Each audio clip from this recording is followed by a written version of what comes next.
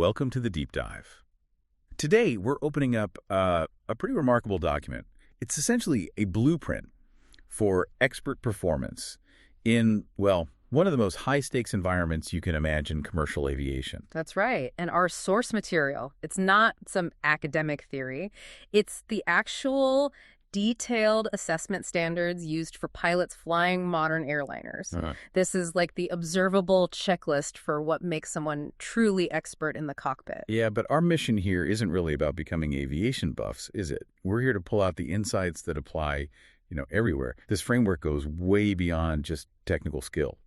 It defines mastery in things like leadership, handling pressure, making tough calls. So if you're looking for a template for high performance in almost any complex job, this is really it. Exactly. And to give everyone a roadmap, the assessment itself breaks down this expert behavior into 9 core areas, these fundamental competency domains. Okay. These are the pillars we're going to explore: knowledge, procedures, communication, then flight path management, both automation and manual control. Then there's leadership and teamwork, problem solving and decision making, situation awareness, and finally, workload management. All right, quite a list. Let's start right at the beginning then, the foundations, knowledge and the rules. Okay, first up is application of knowledge, or K&O.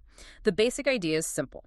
You need to show you know your stuff: systems, instructions, the environment you're flying in. Right. Seems obvious for a pilot. It does, but the assessment criteria really stress that it's way beyond just memorizing facts. It has to be practical, applied knowledge. So it's contextual, like knowing this specific airport's layout or today's weather, not just general principles. Precisely. The requirements specifically mention knowing the physical environment, air traffic systems, routes, weather, complex airport details. You have to build awareness on solid current data. Okay. But here's the fascinating bit, the real core insight, I think.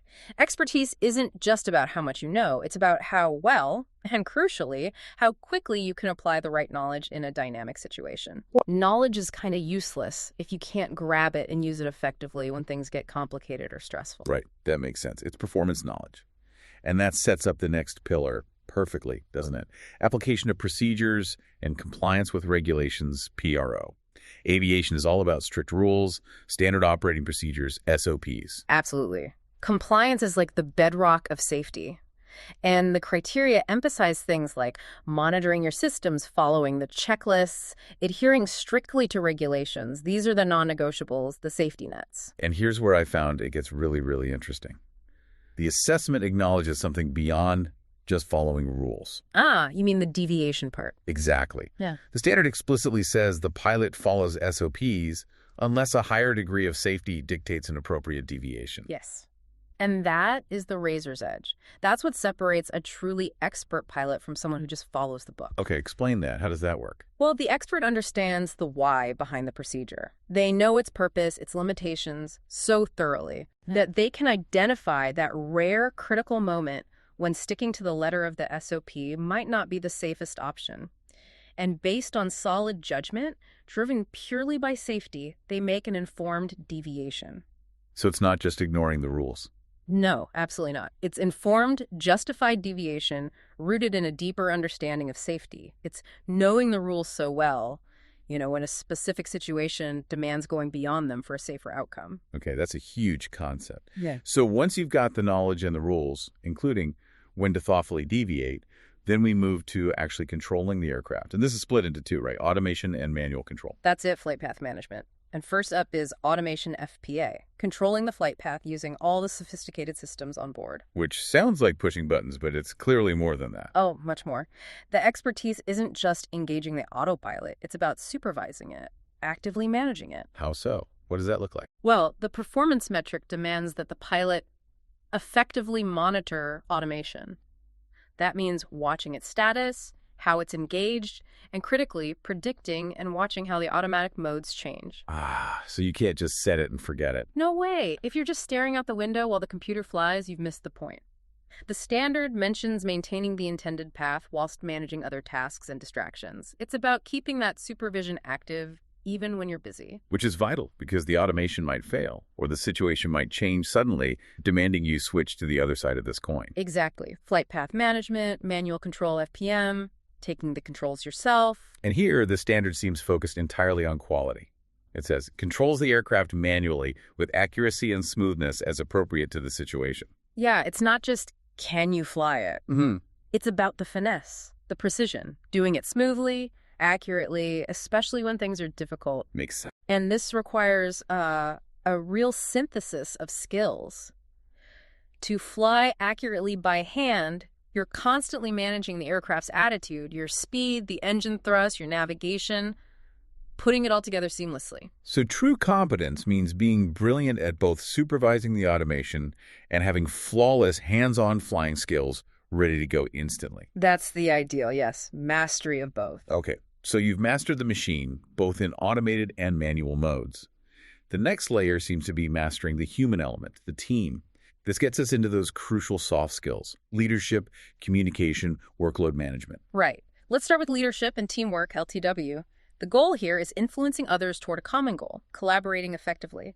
And it starts, perhaps surprisingly simply, with encourages team participation and open communication. Creating that open environment. But then you also have the classic pilot image: exercises decisive leadership when required. That's in there too. It absolutely is. So how do those two fit together? Being open and encouraging participation, but also being decisively in charge. That sounds like a potential conflict. It can seem like it, but the assessment doesn't ask you to pick one. An expert needs both.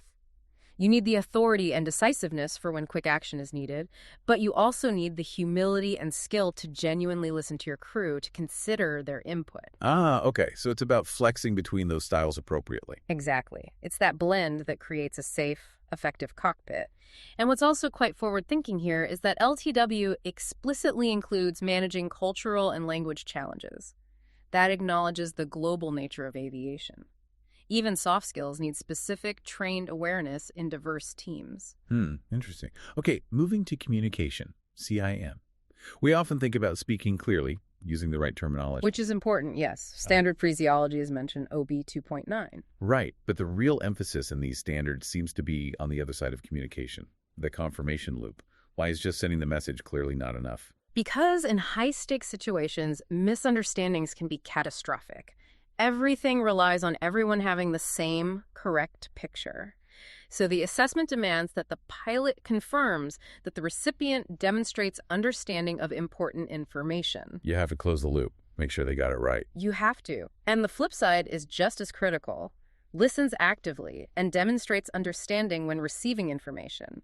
You can't just nod along. You need to process it and show you've understood correctly. Skipping that check back either way is a huge risk. Got it. Okay, that leads nicely into managing all this information and activity. Workload management, WLM, keeping your cognitive capacity available. Yeah, this is about prioritizing, distributing tasks, using your resources effectively so you don't get overwhelmed. And what's key here, reading the criteria, is that it's not just about your workload, it's very team-focused. Absolutely. The metrics include things like delegates tasks effectively, and also proactively offers and gives assistance when you see someone else on the team might be overloaded. It's about managing the team's capacity, not just your own. That's a great insight for any team leader, really. Definitely. And here's maybe the most critical part for anyone listening. Your ability to handle a heavy workload isn't just about how much you can juggle. It's about recovery. The standard says the pilot must manage and recover from interruptions, distractions, variations, and failures effectively. So when things inevitably go sideways or you get interrupted. Yeah, how quickly and effectively do you get back on track? Can you reprioritize instantly and stabilize the situation? That's the real measure of workload management mastery, not just preventing overload, but handling it when it happens. Okay, that makes perfect sense. And it leads us straight into the final two domains, which seem to be all about handling chaos and complexity: situational awareness and problem solving. Exactly. Let's take situational awareness, SAW first. This is like the engine room for making good decisions. It's about perceiving what's going on, understanding it, managing all that information, and crucially, anticipating its effect. What happens next? And the scope of what you need to be aware of is huge, right? It's multi-layered. It really is. The criteria break it down.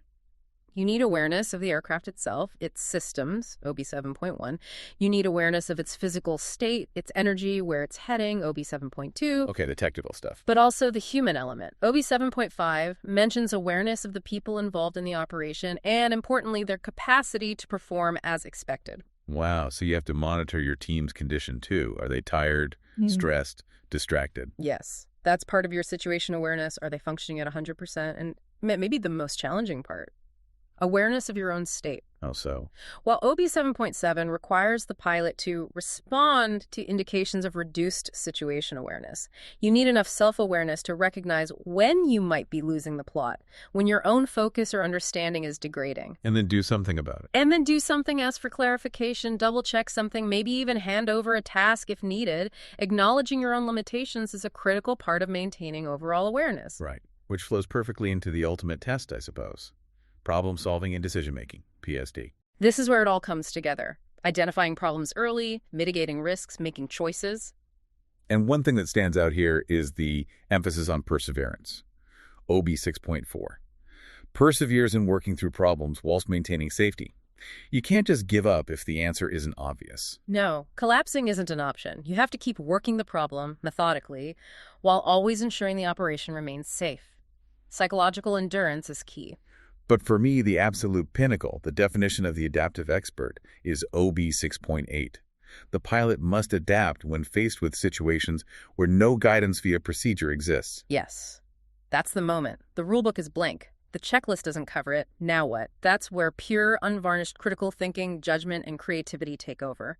That's the ultimate test. And supporting that ability to adapt must be resilience. Absolutely. OB 6.9. Demonstrates resilience when encountering an unexpected event, because the unexpected will happen in complex systems. The expert isn't surprised by the unexpected. They have a trained, calm, adaptive response ready. That resilience is the final layer of skill. So, okay, we've kind of systematically broken down this incredibly rigorous blueprint for pilots, but what we've really uncovered is it's a universal template for mastery, isn't it? Applicable way beyond aviation. I completely agree. This framework gives you a truly holistic picture. Look, it's not enough just to be knowledgeable. That's ANO, or just technically skilled, FPM. Right. You also have to be constantly scanning your environment and your team. That's SAW. You need to manage your mental bandwidth under pressure, WLM. And you need to lead decisively, but also be open and collaborative, LTW. Yeah. For you, listening, these 9 domains, they represent the essential behaviors you need to cultivate if you want to move from just being competent in your field to being genuinely expert level. It's a roadmap. Absolutely. And what really struck me, thinking back through it all, is that tension we discussed early on. The entire system is built on rigid rules, procedures, compliance. PRO. But the absolute peak of expertise, the thing that defines the true master, is the proven ability to exercise independent, safety-driven judgment, knowing when and why to deviate. Which brings us back to that fascinating connection we touched on between leadership and procedures. What does it really tell us about expertise that decisive leadership, that's LTW, OB 5.7, is assessed right alongside that allowance for appropriate deviation from SOP's PRO, OB 1.3? I think it tells us that the system ultimately has to trust someone, and the expert is the only person trusted to step outside the strict procedures, precisely because they've demonstrated the superior leadership, the deep understanding, the critical situation awareness needed to justify that deviation purely for safety. So even in a system designed for maximum control and predictability, the ultimate safeguard relies on the refined, independent judgment of a highly skilled human. They become the final decision maker when the rules run out.